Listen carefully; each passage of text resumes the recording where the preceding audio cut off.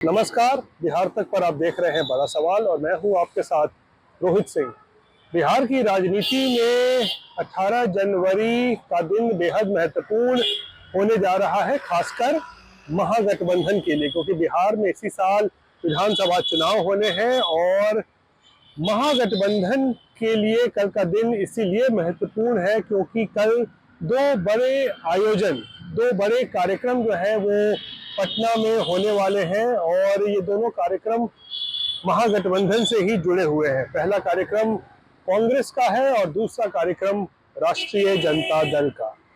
दरअसल पिछले साल जो लोकसभा चुनाव हुए थे और इस नए साल में अगर हम देखें तो पहली बार कांग्रेस के सांसद राहुल गांधी बिहार के दौरे पर आने वाले हैं, यानी पटना वो पहुंचने वाले हैं कल।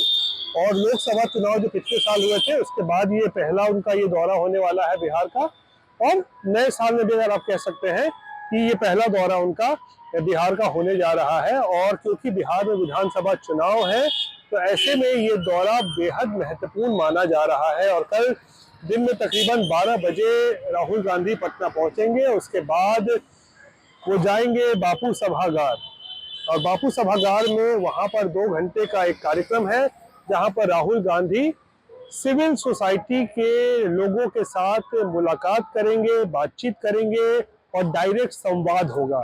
यानी कि जो आम नागरिक हैं पटना के और आसपास के इलाकों से जहां आ रहे हैं इस कार्यक्रम में शिरकत करने के लिए, उनसे राहुल गांधी जो है सीधा संवाद करेंगे और उनसे जानने की कोशिश करेंगे कि बिहार में क्या चल रहा है, बिहार की राजनीति में क्या चल रहा है, लोग क्या सोचते हैं, लोगों की उम्मीदें क्या है, आकांक्षाएं क्या है। तो ये 2 घंटे का कार्यक्रम होगा कल 12 से 2 बजे तक बापू सभागार में, जहां सिविल सोसाइटी के लोगों से मुलाकात होगी राहुल गांधी की। और उसके बाद राहुल पहुंचेंगे सदाकत आश्रम, जो कि पटना में कांग्रेस का मुख्यालय है। सदाकत आश्रम में वहां पहुंचेंगे और वहां पर भी स्थानीय कार्यक्रम में राहुल गांधी शिरकत करेंगे। और उसके बाद वहां पर भी उनका एक कार्यक्रम है जहां पर वो तो कार्यकर्ता, कांग्रेस के कार्यकर्ता जो वहां पहुंचेंगे उनसे संवाद करेंगे और उनको संबोधित भी करेंगे। और विधानसभा चुनाव में किस तरीके से कांग्रेस में नई जान फूंकी जाए उसको लेकर भी मंत्र देंगे राहुल गांधी के, किस तरीके से कांग्रेस के जो नेता है, कार्यकर्ता है, वो अपने आप को अब एक्टिव मोड में ले आए, क्योंकि इसी साल बिहार में विधानसभा चुनाव होने हैं।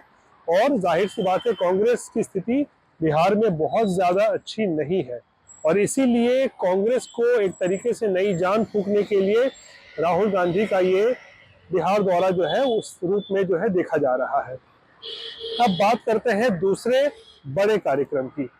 ये दूसरा बड़ा कार्यक्रम है राष्ट्रीय जनता दल का राष्ट्र कार्यकारिणी की बैठक। अब ये राष्ट्र कार्यकारिणी की बैठक भी जो है वो इस साल की जो है वो पहली बैठक होने वाली है और इसकी अध्यक्षता खुद आरजेडी सुप्रीमो लालू प्रसाद करेंगे। और फिर ये दिन भर का भी एक कार्यक्रम है और इस दिन भर के कार्यक्रम में बहुत सारी जो है बातों पर चर्चा होनी है। और सबसे महत्वपूर्ण इसमें जो होने वाला है वो है नए प्रदेश अध्यक्ष का, कह सकते हैं एक तरीके से उस पर चर्चा होगी कि कौन नया प्रदेश अध्यक्ष बनेगा। इसको लेकर भी कोई निर्णय लिया जा सकता है, क्योंकि माना जा रहा है कि जो मौजूदा प्रदेश अध्यक्ष है जगदानंद सिंह, वो अब प्रदेश अध्यक्ष पद पे नहीं बने रहना चाहते हैं, वो इस पद को छोड़ना चाहते हैं। इसीलिए राष्ट्रीय कार्यकारिणी की बैठक के बाद कुछ दिनों में, हो सकता है 2-4-5 दिनों में, आरजेडी को नया प्रदेश अध्यक्ष मिल सकता है। उसके बाद लक्ष्य जो आरजेडी का है 1 करोड़ नए सदस्य बनाने का, उस पर चर्चा होगी और एक बड़ी व्यापक चर्चा होगी बिहार विधानसभा चुनाव को लेकर पार्टी की क्या रणनीति होगी। इसको लेकर भी जो है वो बड़ी चर्चा जो है राष्ट्रीय कार्यकारिणी की बैठक में होने वाली है। लेकिन इन सब के बीच दिलचस्प बात यह है कि उसी दिन जब पटना में राहुल गांधी भी होंगे, लालू प्रसाद भी होंगे, तो क्या इन 2 नेताओं की कोई मुलाकात भी संभव है?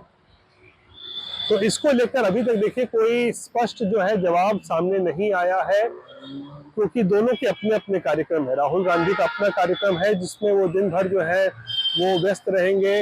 लालू प्रसाद का अपना कार्यक्रम है, उसको भी लेकर वो जो दिन भर राष्ट्रीय कार्यकारिणी की बैठक में व्यस्त रहेंगे। तो ऐसे में क्योंकि राहुल गांधी पटना में होंगे तो क्या उनकी मुलाकात हो सकती है लालू प्रसाद से दिल्ली रवाना होने से पहले, इसको लेकर अभी तक कुछ बहुत साफ निकल कर नहीं आया है। लेकिन अगर हाल के दिनों में अगर रिश्तों पर नजर डालें कांग्रेस और आरजेडी के, तो बहुत ज्यादा जो रिश्ते हैं वो अच्छे नजर नहीं आ रहे हैं।